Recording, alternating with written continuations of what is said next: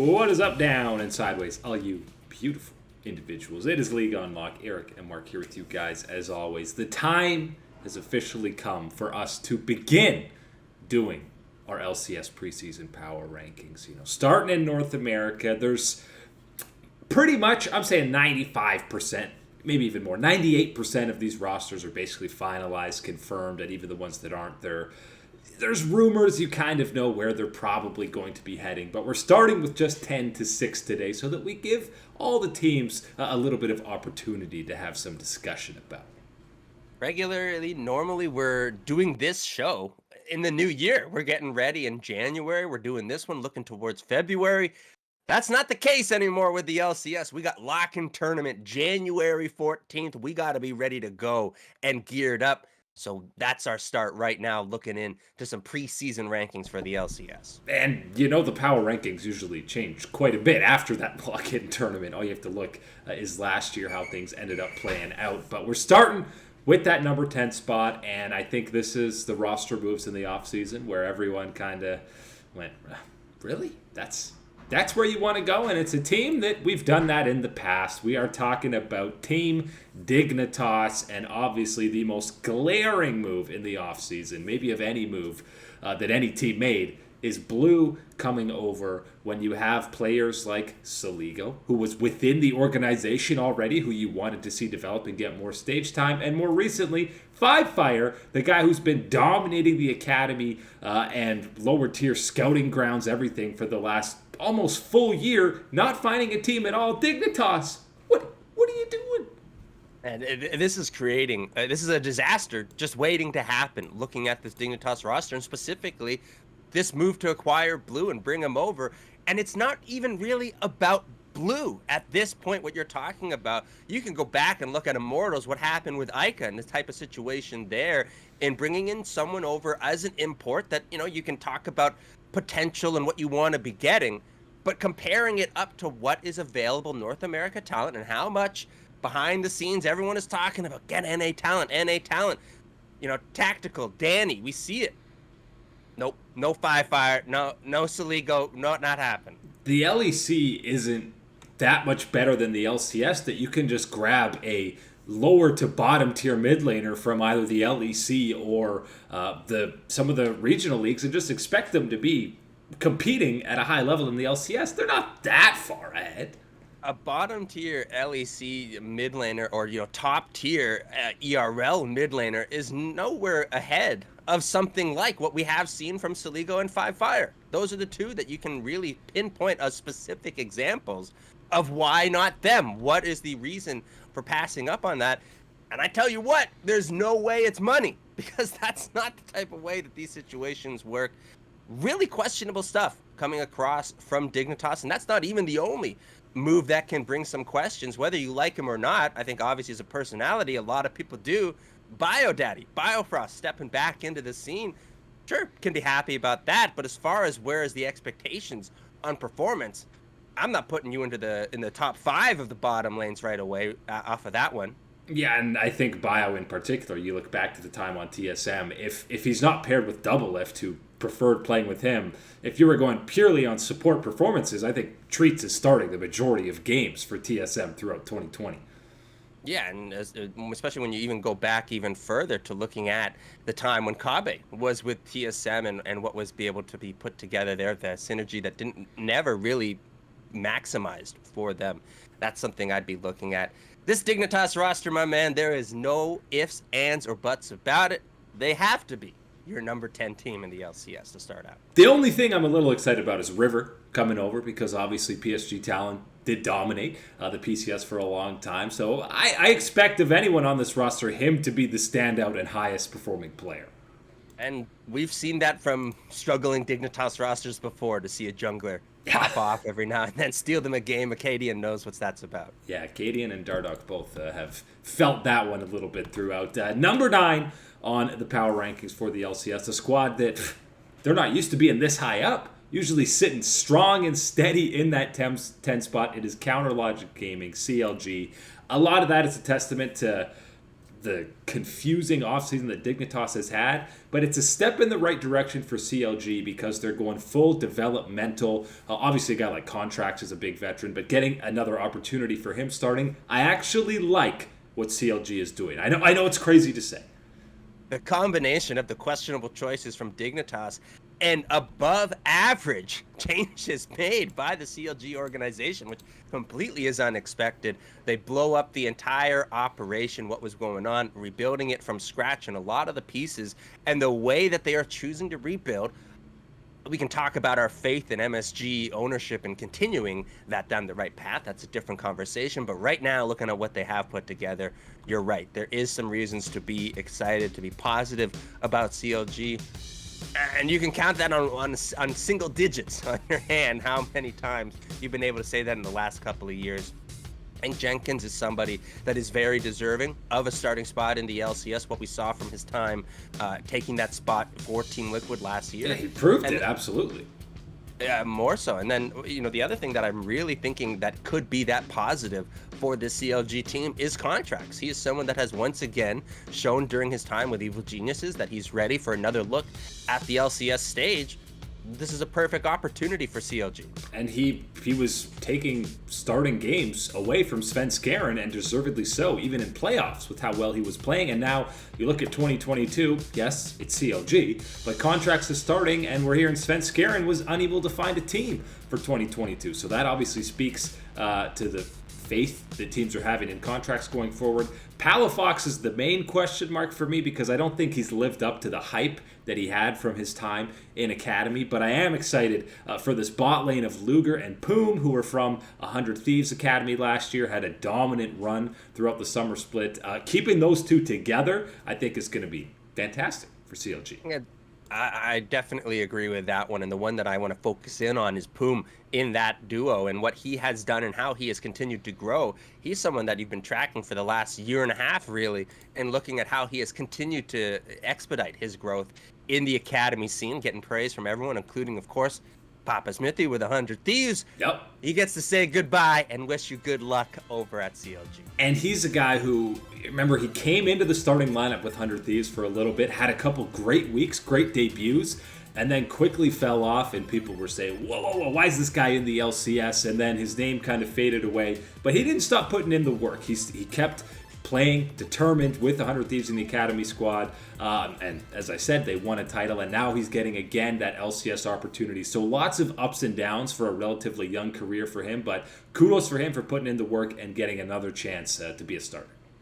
And even circling back towards Palafox and as the question that is for CLG, because I think if anything is going to happen with this roster, as much as we talk about how happy we are, the positives, potential, all these things, if anything's going to happen, Palafox needs to be a key contributor for this team in that mid lane. Take those positive steps. Give those moments where, remember watching FlyQuest when they're able to pull off upsets. That's the type of Palafox that we're going to need to see for CLG to have any type of forward momentum other than just being not Dignitas so far to start the year.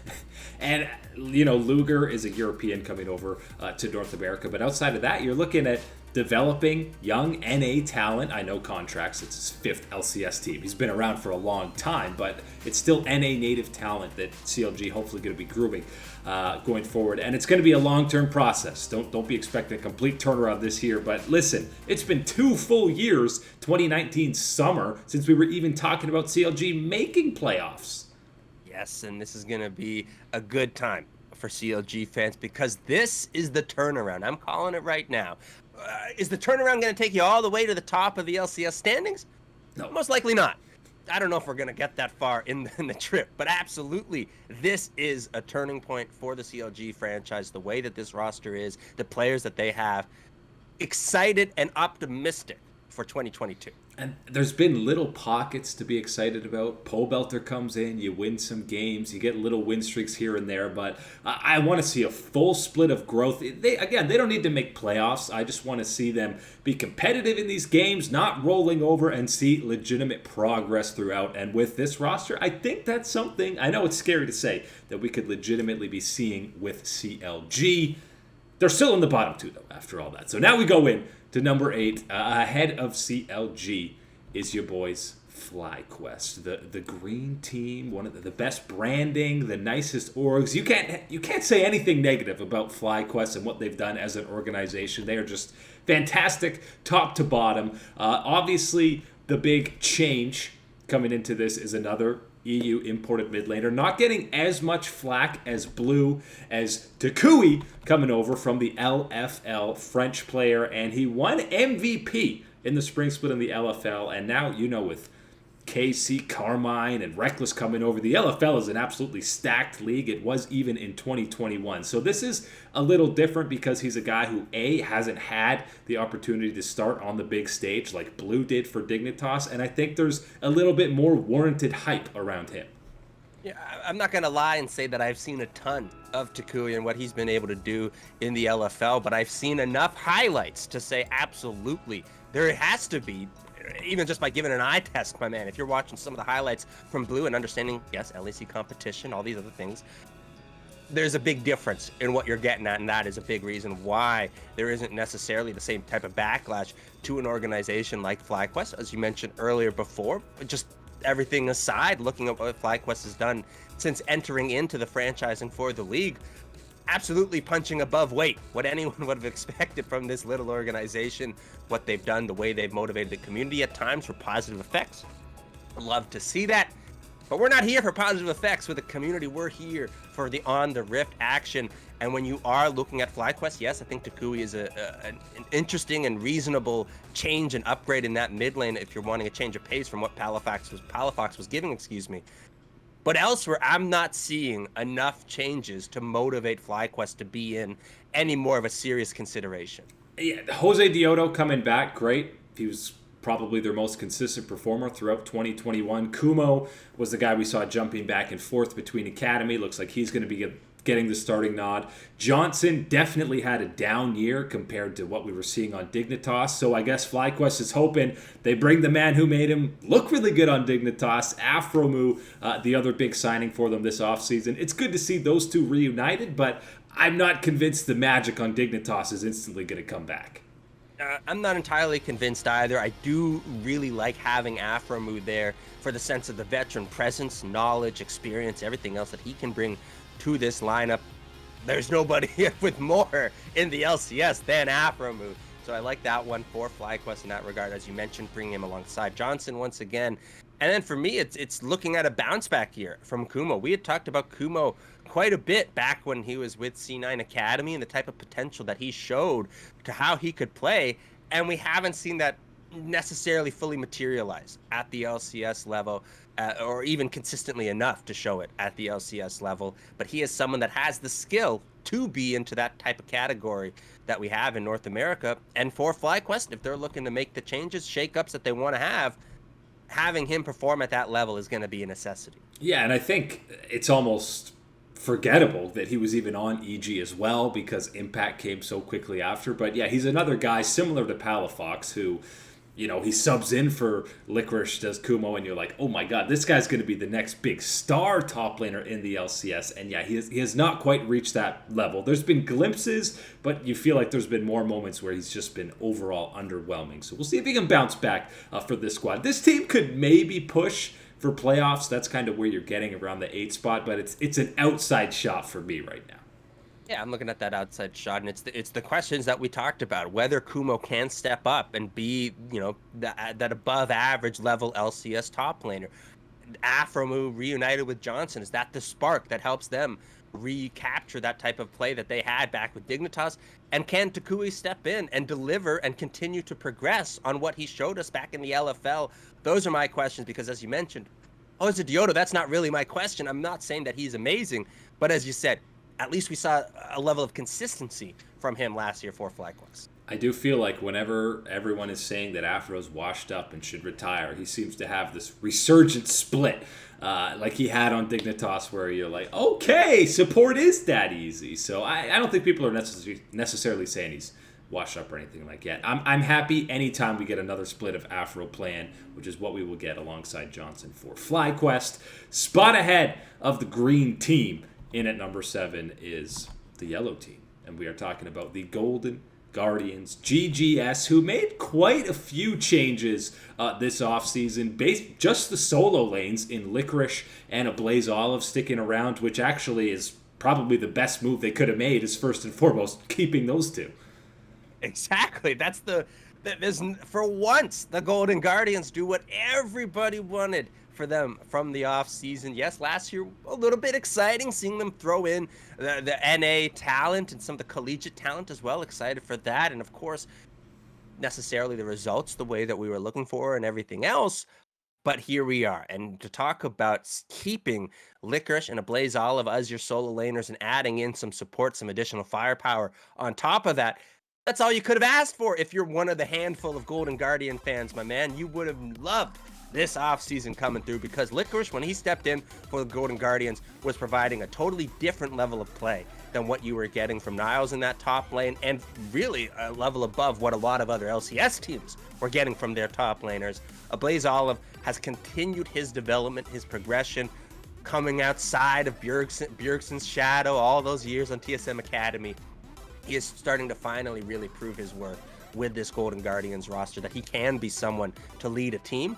And when you look at the changes that they did add, the additions for this Golden Guardians roster that we'll get into, this is a year to feel hopeful, I think, for the Golden Guardians. Yeah, I mean, the tagline for a Blaze Olive throughout a lot of last split was, despite the loss, a Blaze Olive looked pretty good, or had some star moments. So I think that this team, he'll have less of those despite the losses. Maybe in the win, a Blaze Olive looked pretty good. The maybe biggest surprise signing is in the jungle, and it's Pride Stalker coming over, who's a name that might not be familiar to a lot of people. He's a former rookie of the split in the LEC. That was way back in 2017 with Roccat. Then he had time on Schalke, where he was underwhelming in 2018 and kind of faded into the background, playing in the European regional leagues. But over the last couple of years, he quickly ascended to being one of the best junglers within those regional leagues. Obviously been to EU Masters, didn't win any of them or deep runs, but he's been a standout player for Mouse Esports. Even had, listen, you get a pentakill on Jungle Zed in 2021, I'm impressed right there. That's it. Well, from what we have seen and known about Pride Stalker and his career, this is a great path to see this type of redemption story for him and this type of opportunity that he can really take and run with this Golden Guardians roster. As you mentioned, having that already, that early success in your career, rookie of the split in the LEC, getting knocked down, some hard struggles and some times, but obviously bouncing back, grinding hard, getting through the work, and getting back to this type of position where this opportunity is available for you. And what I think I can see with Pride Stalker right now, the biggest one for me, is that hunger. He has such an unbelievable desire to take this Golden Guardians roster as far as he possibly can, to be that unbelievable deadly threat in the jungle coming over from Europe that is going to be a difference maker as an import. He is very determined from everything I've seen in that regards, and that bodes extremely well for what could possibly happen and how good things could pair up with solo laners like Licorice and a Blaze Olive. And then you look at the bot lane finally, Lost and Ole coming over to the squad. Ole obviously been on this roster before. That bot lane to me it's not going to be a liability in games, and it's probably not going to win you like outright many games. The big question is going to be how much have they grown from their significant counterparts. When you're talking about Ole, his time with Double Lift, and when you're talking about Lost, his time obviously most recently with Sword Art. What they have learned, how much they've gained from those two icons, legends in the scene, is going to be how much they can give to this Golden Guardians roster. I think Lost is someone that a lot of people are maybe a little too negative on, given the way things ended with TSM. That's given the TSM effect. Yes, given what he actually did provide gameplay-wise with TSM more often than not. And then Ole is someone that has been, was down last year, but has absolutely been still grinding away behind the scenes to a lot of people away from the LCS stage. Deserving of this one and going to be an interesting option in that bottom lane for as solid and as much the potential as we talked about with the other three members of this Golden Guardians roster. Golden Guardians on that playoff bubble in at number 7. Wouldn't be shocked if they're cracking into that top 6. But for right now, in that 6th spot, we've got Immortals, who are a team who have just perennially defied expectations and somewhat consistently been a playoff team over the last couple of years, despite underwhelming rosters on paper. The big signings for them this year are obviously Wild Turtle coming back to Immortals. He was there for all of 2016. And Power of Evil just checking off another LCS team that he's played for. The Power of Evil gaming den gets another jersey up on the walls. It's looking good, my man. It is going to be a sweet gaming room. Talking about Immortals at number 6 in our power rankings. This is one of those positions that you can look at as, either, okay, well, they're the best of the rest, looking at, from number 10 onwards, number 6, okay, you're better than all of them. Or you can look at it and they're the next up. They're the runners up to being in the top 5. And that's how I prefer to look at this Immortals team and their potential and what they can do in the LCS and how interesting they can be. This is a perfect, easy spot to slide them in a preseason power ranking, given the type of potential, skill, and coordination that we can see with these type of veteran players joining this Immortals roster. They seem to play the role of gatekeeper perfectly in the LCS. They're right in the middle where, okay, you can't beat Immortals, you don't deserve to make playoffs. And you can beat them. Okay, you're that top half of the LCS. They're the LCS of freak of freaks, my man. Exactly. Immortals. This is one of those situations where you look at what they can do and what your expectations are. And if any of the top 5, Cloud9, a TSM, 100 Thieves, whatever, Team Liquid, they falter. You're looking at an Immortals taking that spot in those type of territories and keep climbing up. That is where I think the expectation and outlook should be on this Immortals team to start out, because the additions of Power of Evil and Wild Turtle really do feel like, okay, maybe you could, you're not a knight, you're not a Dwayne B, you're not a whatever you want type of player. These guys are more than servable, more than accomplished in their roles and what they can bring to the already existing strengths that are there for an Immortals team. Talking about what you have in the jungle with Xerxes and the creativity that he can bring.